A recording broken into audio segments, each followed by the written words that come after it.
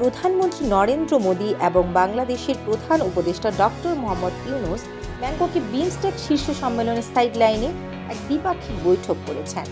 এই বৈঠককে বিশেষভাবে গুরুত্বপূর্ণ হিসেবে দেখা হচ্ছে, কারণ সম্প্রতি কিছু রাজনৈতিক ও কূটনৈতিক ইস্যুতে দুই দেশের সম্পর্কে টানাপোড়েন তৈরি হয়েছিল।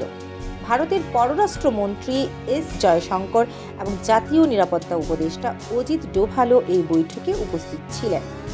বিশ্লেষকরা বলেছেন, এজন্য ইউনূস সরকারের আরও একটি নতুন বিজয়। বৈঠকের মূল আলোচ্য বিষয় ছিল বাংলাদেশ ভারত সীমান্ত পরিস্থিতি, অবৈধ অনুপ্রবেশ, সংখ্যালঘু নিরাপত্তা এবং সাম্প্রতিক কূটনৈতিক উত্তেজনা। প্রধানমন্ত্রী মোদী বাংলাদেশের সংখ্যালঘুদের নিরাপত্তা নিয়ে ভারতের উদ্বেগ প্রকাশ করেন এবং সীমান্তে অবৈধ পারাপার রোধে আরও কঠোর ব্যবস্থা গ্রহণের আহ্বান জানান।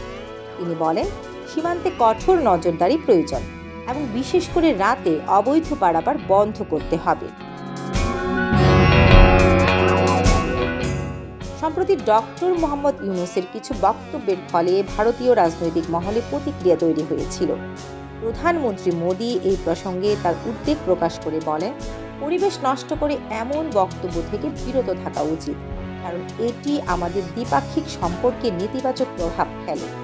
অন্যদিকে ডক্টর ইউনূস বাংলাদেশের অর্থনৈতিক উন্নয়নে ভারতের সহযোগিতার প্রশংসা করেন এবং ভবিষ্যতে দুই দেশের সম্পর্ক আরও ঘনিষ্ঠ করার উপর গুরুত্ব দেন। বিশ্লেষকরা মনে করছেন, এই বৈঠক দুই দেশের মধ্যে আস্থা পুনর্গঠনের একটি বড় পদক্ষেপ হতে পারে। বাংলাদেশ ও ভারতের মধ্যে দীর্ঘদিনের বন্ধুত্বপূর্ণ সম্পর্ক রয়েছে, যা অর্থনৈতিক ও আঞ্চলিক সহযোগিতার উপর ভিত্তি করে গড়ে উঠেছে। এই বৈঠকের মাধ্যমে কূটনৈতিক উত্তেজনা প্রশমিত করে পারস্পরিক সহযোগিতার ক্ষেত্র আরও সম্প্রসারিত করার পথ খুলে যেতে পারে।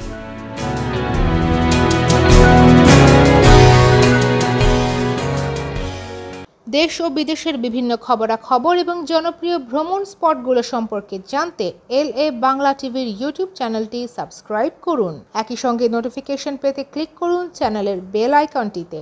আমাদের পাশে থাকার জন্য ধন্যবাদ।